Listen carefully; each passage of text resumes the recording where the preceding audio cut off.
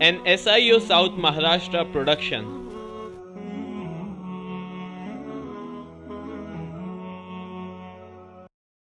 Alhamdulillah Rabbil Alameen wassalatu wassalamu ala rasulil ameen wa ala alihi wa sahbihi ajma'in ila yawmiddin amma ba'd. Qala Allah ta'ala fil Qur'anil Majid wal Furqanil Hamid. A'udhu billahi minash shaitanir rajim. Bismillahir Rahmanir Rahim. وَكَذَلِكَ جَعَلْنَاكُمْ أُمَّةً وَسَطًا لِتَكُونُوا شُهَدَاءَ عَلَى النَّاسِ وَيَكُونَ الرَّسُولُ عَلَيْكُمْ شَهِيدًا. صدق اللہ العلی العظیم. شہ نشین پر تشریف فرما بھائی شیخ انور صدر حلقہ SIO مہاراشٹرا ساؤتھ، جناب محمد رفعت صاحب رکن مرکزی مجلس شورا جماعت اسلامی ہند، جناب کے سہیل صاحب سابق صدر تنظیم اور دیگر ذمہ داران SIO، اور آج کے اس اہم لانچنگ پروگرام کے اندر تشریف فرما نوجوان دوستو، السلام علیکم ورحمۃ اللہ وبرکاتہ. میں اس موقع پر اللہ رب العزت کا شکر بجا لاتا ہوں کہ مہاراشٹرا ساؤتھ کی ایک اہم کیمپین کی لانچنگ کے اس پروگرام میں شرکت کا اس نے موقع عنایت فرمایا. وہیں ہماری اس زون اور اس زون کی ٹیم کو مبارکباد دیتا ہوں کہ ملک کی موجودہ صورتحال کو سامنے رکھ کر انہوں نے جس کیمپین کو ڈیزائن کیا ہے، یقیناً یہ کیمپین وقت کی اہم ضرورت ہے، اور جس تیاری کے ساتھ اس کیمپین کو یہاں پر ریاست کے اندر لانچ کیا گیا ہے، یقیناً یہ مستقبل کے اندر عمدہ نتائج لائے گی. اس پر میں ہماری اس زون کو مبارکباد بھی دیتا ہوں. میں اس ٹاپک کی ایک نقطے پر زور دیتے ہوئے اپنی جگہ لینا چاہوں گا. ہندوستان کی تاریخ کے ایک ایسے دور سے ہم گزر رہے ہیں کہ جہاں تقریباً 70 سال بعد ہندوستان ایک نئی فضا کو، ایک نئے ماحول کو، ایک نئی بے چینی کو دیکھ رہا ہے. پچھلے ایک سال سے انتخابات کے بعد یا اس حکومت کے آنے کے بعد آپ نے ہندوستان کی ایک نئی تصویر یا مختلف تصویر دیکھی ہوگی. یا آئے دن اگر نیوز پیپرز، پرنٹ اور الیکٹرانک میڈیا کو ہم دیکھیں تو منظرنامہ بالکل ہمارے سامنے واضح ہوتا ہے کہ ایک نیا ہندوستان گلوب پر دنیا کی سامنے اپنے ایٹیٹیوڈ کے ساتھ، اپنے رویے کے ساتھ آ رہا ہے. اس کی ایک چھوٹی مثال کبھی جناب کے سہیل صاحب نے اپنی تقریر میں کہی تھی کہ ہندوستان کی اگر دنیا کی کمیونل ملکوں کی لسٹ کو ٹٹولا جائے تو آپ کو محسوس ہوگا کہ ہندوستان نے کافی ترقی کر لی. اسرائیل کے بعد بالکل دوسرے نمبر پر آج ہندوستان کی پوزیشن ہے. دنیا میں سب سے زیادہ کمیونل ملکوں میں جہاں نمبر 1 اسرائیل آتا ہے تو اس کے بعد والا مقام ہندوستان کو مل چکا ہے. یہ ہندوستان کا ایک بدلتا ہوا منظرنامہ ہے. یہ وہی ہندوستان ہے کہ اگر اس کی تاریخ کو پڑھا جائے تو اس کے اندر ایک ریلیجیس انٹالرنس کا ایک بہت بڑا سبق ہم کو ملتا ہے کہ یہ وہ ملک تھا جہاں پر ہندوازم، سکھزم، جینزم، بدھزم پیدا ہوئے. یہ وہی ملک ہے جہاں پر عیسائیت اور اسلام ابتدائی صدی کے اندر آئے، لیکن ہزاروں سالوں کی تاریخ یہ گواہ ہے کہ کبھی ان مذاہب کے درمیان میں فرقہ وارانہ فسادات یا تشدد کا ماحول یہاں پر نہیں تھا. ان تمام کے درمیان ایک ہم آہنگی کا، ایک بھائی چارگی کا اور ایک ملنساری کا یہاں پر ماحول موجود تھا، جس کی مثالیں نہ صرف تاریخ کی کتابوں کے اندر ہے بلکہ ہندوستان کے متعلق دنیا اس بات کی شہادت اپنے سامنے رکھتی ہے. لیکن موجودہ جس ہندوستان کو دنیا دیکھ رہی ہے یہ وہ ہندوستان نہیں ہے کہ جہاں پر اس طرح کا ریلیجیس انٹالرنس کا ماحول دنیا کو نظر آئے. یہ جو ایک بڑی تبدیلی کمیونلزم کی شکل میں، ایک بڑے چیلنج کی شکل میں ہندوستان کے سامنے آئی ہے، جس نے اس ملک کو اس کی اپنی بنیادوں پر تقریباً ہلا کر رکھ دیا کہ یہاں کے اس پورے کے پورے ڈائیورسٹی کو، یہاں کے اس پورے کے پورے پلورل نیچر کو، یہاں کے اس کمیونل ہارمونی کو ایک بڑا چیلنج کمیونلزم کی شکل میں آج ہندوستان کی سطح پر ہم کو محسوس ہو رہا ہے۔ اس کمیونلزم کو جب ہم اپنی تقریروں کے ذریعے یا جب ہم اپنے پروگرامز کے ذریعے اس پر گفتگو کرتے ہیں تو اس کا ایک پہلو ہمارے سامنے آتا ہے۔ وہ ایک پہلو انتہائی دردناک ہے جو ہم اکثر و بیشتر اپنی تقریروں کے اندر کرتے ہیں کہ یہاں کا جو میجورٹی سیکشن ہے اس کے ذریعے جو کمیونلزم پنپ رہا ہے اس کی مثالیں، بیشتر مثالیں ہمارے سامنے آتی ہیں۔ یقیناً اس پر گفتگو کی جانی چاہیے، ان حالات کا تجزیہ بھی کیا جانا چاہیے کہ کس طرح سے اس کمیونلزم نے ایک انسٹیٹیوشنلائزڈ کمیونلزم کی شکل آج اختیار کر لی۔ ایک وہ کمیونلزم تھا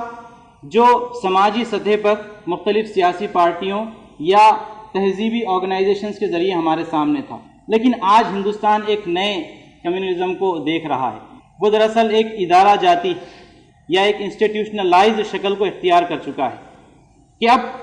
کمیونلزم کی وہ شکل جو ہم کو عام سماج میں نظر آتی تھی وہ نہیں، بلکہ پالیسی کی سطح پر یہ چیلنج ہمارے سامنے آئے گا، جوڈیشری سے یہ چیلنج ہمارے سامنے آئے گا، ملک کی جو تعلیمی پالیسی بنے گی وہاں سے یہ چیلنج ہمارے سامنے آئے گا، گویا ملک کے جو مستقبل کے بڑے بڑے فیصلے ہوں گے، ان فیصلہ کرنے والے جو بڑے بڑے ادارے ہوں گے، ان بڑے بڑے اداروں کے اندر اختیار کی جانے والی جو پالیسیز ہوں گی وہ پالیسیز ایک خاص رنگ میں رنگتی بھی ہمارے سامنے آئے گی۔ گویا یہ چیلنج ہمارے لیے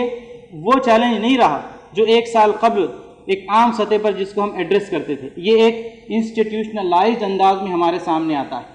پہلے ہم سیفرنائزیشن آف ایجوکیشن کی مخالفت بڑی آسانی سے کر سکتے تھے، لیکن جب اس کو ایک انڈینائزیشن آف ایجوکیشن کی شکل میں جب پیش کیا جائے گا تو اس کی مخالفت کرنا انتہائی مشکل ہو جائے گا، کہ گویا اس کی مخالفت کرنا کسی خاص آئیڈیالوجی کی مخالفت کرنا نہیں ہوگا، بلکہ انڈینائزیشن ایک پورے کے پورے نیشنلزم کی یا ملک کی پالیسی کی مخالفت کرنا ہوگا۔ گویا یہ چیلنج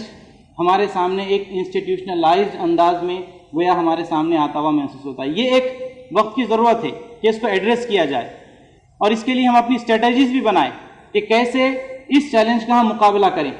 اس چیلنج کو مقابلہ کرنے کے لیے اس کا ایک پس منظر تو ہمارے سامنے یہ آتا ہے کہ یہ صرف اور صرف امت مسلمہ یا مسلمانوں کے لیے نقصان دہ ہے۔ اگر اس طرح سے ہم اس چیلنج کا مقابلہ کرنے کے لیے اٹھیں تو گویا ہماری آواز بڑی کمزور آواز ہوگی، ہماری آواز بڑی بے وزن آواز ہوگی۔ اس چیلنج کا مقابلہ کرنے کے لیے ہمیں اپنی اسٹریٹجی یا ہمیں اپنی حکمت عملی کے اندر ایک بڑی تبدیلی لانے کی ضرورت ہے۔ ہم ملک کی عوام کو یہ سمجھانے کی کوشش کریں کہ کمیونلزم کا نقصان صرف مسلمان اٹھانے والے نہیں ہیں، بلکہ اس ملک کی جو ڈائیورسٹی ہے وہ ڈائیورسٹی کو سب سے بڑا نقصان ہوگا۔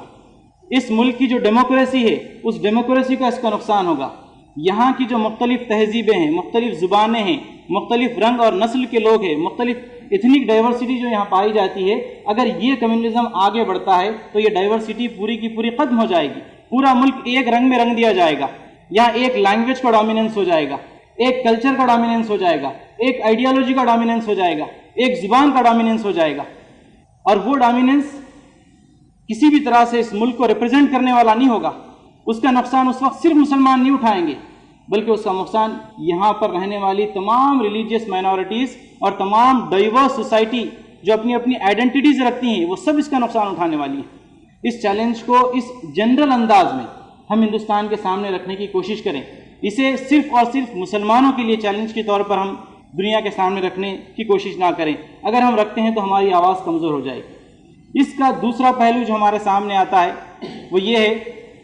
کہ جب ہم اس کی ایک پہلو پر ہم جب نظر ڈالتے ہیں یا اس ایک پہلو کو ایڈریس کرنے کی کوشش کرتے ہیں تو اس کا دوسرا جو رخ ہمارے سامنے ہے وہ امت مسلمہ کے اندر پروان چڑھنے والی شدت پسندی ہے، جس کو ابتدائی گفتگو کے اندر صدر حلقہ نے رکھا تھا کہ اس کا ایک رخ تو میجورٹی کی جانب سے آنے والا چیلنج ہے، لیکن اس کا ایک دوسرا رخ بھی ہے جو امت مسلمہ کے اندر پنپنے والی شدت پسندی ہے۔ یہ یقیناً عالمی سطح پر جو حالات رونما ہوئے ہیں ان حالات کے تناظر میں، ان حالات کے ریئیکشن کے اندر، یا اس ملک کے اندر جو مسلمانوں کے ساتھ یا امت مسلمہ کے ساتھ پچھلے چند سالوں میں جس قسم کے واقعات ہوئے ہیں، چاہے وہ فسادات ہوں، چاہے وہ ہیٹ اسپیچز ہوں، یا مسلمانوں کے ساتھ دوہرے رویہ رکھنے والی بات، ان تمام کے ریئیکشن کے طور پر جو امت مسلمہ کے اندر جو تصورات یا امت مسلمہ کے اندر جو رجحانات پنپ رہے ہیں، خصوصیت کے ساتھ اس کے نوجوانوں کے اندر جو رجحانات پنپ رہے ہیں، انہیں ہم دو حصوں کے اندر تقسیم کر سکتے ہیں۔ ایک تو پوری طرح سے مایوسی کی فضا ہے کہ ان حالات کو دیکھ کر ایک ذہن پوری طرح سے مایوس ہے، وہ یہ سمجھتا ہے کہ یقیناً یہ مسلمانوں کے کردار کی وجہ سے، مسلمانوں کے اعمال کی وجہ سے، یا ہماری اپنی نادانی کی وجہ سے یہ حالات ہمارے سامنے آئے ہوئے ہیں، لہذا ان حالات سے ہم کو سمجھوتا کر لینا چاہیے۔ یہ ایک مایوسی والی فضا ہے، ایک مایوسی والا ذہن ہے جو خصوصیت کے ساتھ امت مسلمہ کے نوجوانوں کے اندر بڑی تیزی کے ساتھ پنپتا ہوا آپ کو محسوس ہوگا۔ وہیں دوسری جانب ایک ذہن وہ بھی ہے جو ان حالات کے ریئیکشن کے اندر شدت اختیار کرتا ہوا، اشتعال پسندی کی جانب جاتا ہوا، تشدد پسندی کی جانب جاتا ہوا آپ کو محسوس ہوگا کہ اس کے اندر ان حالات سے بدلہ لینے کا جذبہ، ان حالات کو بدلنے کا جذبہ، اینٹ کا جواب پتھر سے دینے والا جذبہ، گویا یہ جذبہ بڑی تیزی سے پروان چڑھتا ہوا نظر آئے گا۔ 2011 کے اندر جب آسام کے اندر بوڈوز اور مسلمانوں کے درمیان میں جب فسادات ہوئے تھے، اس موقع پر آسام کے اندر 10 دن رہنے کا مجھے اتفاق ہوا تھا۔ وہاں پر جتنی مائنورٹی اسٹوڈنٹ آرگنائزیشنز تھی مسلمانوں کی، ان کے درمیان ایک کولیبریشن ہوا تھا اور فسادات زدہ علاقوں کے اندر وہ ریلیف کا کام کرنا چاہ رہے تھے۔ اس موقع پر ان طلبہ اور نوجوانوں سے گفتگو کا موقع ملا، تو جتنی مائنورٹی آرگنائزیشنز مسلمانوں کی تھی، بہت بڑی تعداد میں تعلیم یافتہ مسلم نوجوان جمع تھے ہاتھی دورہ کے مقام پر۔ وہاں جب ان طلبہ سے گفتگو کرنے کا موقع ملا تو ان میں سے ایک بہت بڑی میجورٹی تقریر سے پہلے، گفتگو سے پہلے سوال کرنے کے لیے ٹھہر گئی۔ وہ یہ مطالبہ کر رہے ہیں کہ آپ ہمیں ریلیف کا سامان تقسیم مت کیجیے، آپ ہمارے درمیان ایڈ کے لیے یا سامان کو تقسیم کرنے کے لیے مت آئیے، بلکہ اگر آپ ہماری کچھ مدد کرنا چاہتے ہوں تو ہمارے درمیان ہتھیار تقسیم کیجیے، ہم کو اس کی ضرورت ہے۔ یہ اس ہال کے اندر موجود میجورٹی اسٹوڈنٹس کی رائے اور تمام کے تمام مختلف یونیورسٹیز کے تعلیم یافتہ مسلم نوجوان سب یعنی ایک شدت کی ایک مقام کو پہنچے ہوئے کہ ہمیں ان چیزوں کی ضرورت نہیں ہے، اگر آپ کسی چیز سے ہماری مدد کرنا چاہتے ہوں تو ہمارے درمیان میں ہتھیار تقسیم کیجیے۔ یہ اس وقت ان نوجوانوں کی صورتحال ہے۔ وہیں وہاں کے چند علماء سے، بزرگ حضرات سے گفتگو کرنے کا، ان سے ملاقات کا موقع ملا تو ان کی مایوسی کا عالم یہ تھا کہ ایک عالم دین یہ کہنے پر مجبور ہے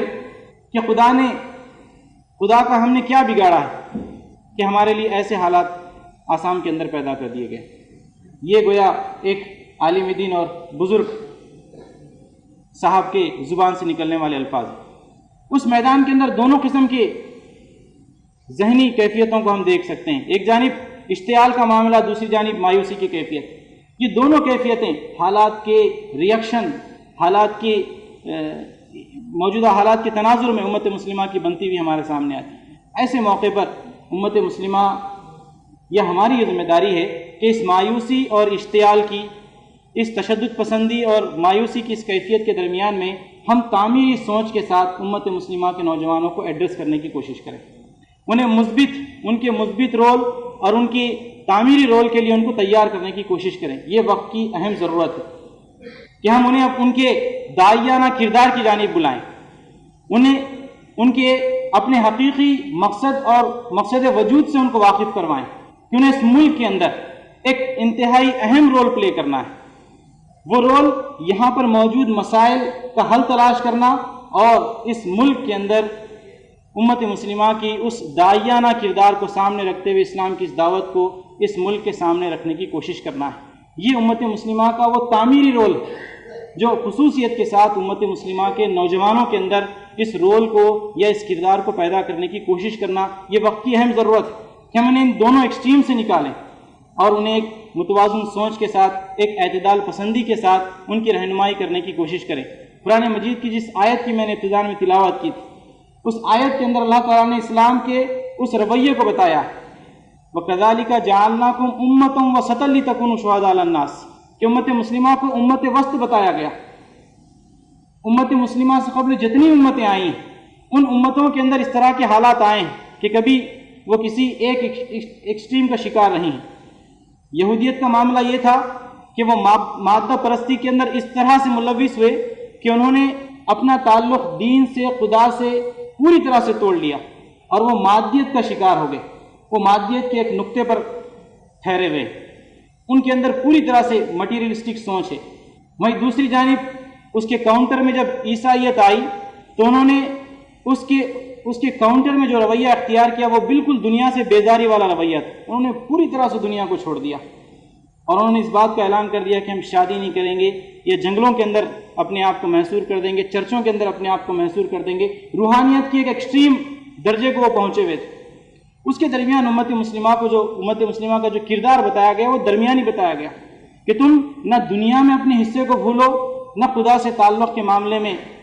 تمہارے اندر یہ کمزوریاں آئیں، بلکہ اس کے درمیان میں جو درمیانی راستہ ہو سکتا تھا، قرآن مجید نے اس درمیانی راستے کی طرف ان کی رہنمائی فرمائی کہ نہ تمہیں مادی اعتبار سے اس نقطے پر چلے جا رہا ہے کہ تم پوری طرح سے اخلاق سے عاری ہو جاؤ، روحانیت سے عاری ہو جاؤ، نہ روحانیت کے نام پر تم پوری طرح سے دنیا سے اپنے ربط ضبط کو توڑ دو، بلکہ اس کے درمیان میں ایک اعتدال کی اور ایک توازن کی راہ ہمیشہ اسلام نے بتائی ہے۔ موجودہ حالات کے اندر بھی یہ میری اور آپ کی، یہ ہماری ذمہ داری ہے کہ ہم اس تعمیری اور اس متوازن سوچ کی جانب امت مسلمہ کے نوجوانوں کو بلائیں اور انہیں اس دعوت کے ساتھ، ان کے اس حقیقی رول کے ساتھ انہیں اس ملک کے اندر کام کرنے کے لیے رہنمائی اور تعاون فراہم کریں۔ اس موقع پر میں پھر ایک بار مبارکباد دیتا ہوں زون کو کہ انہوں نے ایک اہم موضوع پر ایک مہم اپنی اس ریاست میں چھیڑنے کی کوشش کی ہے اور نیک توقعات کا بھی اظہار کرتا ہوں اور امید کرتا ہوں کہ انشاءاللہ اس مہم کے ذریعے جن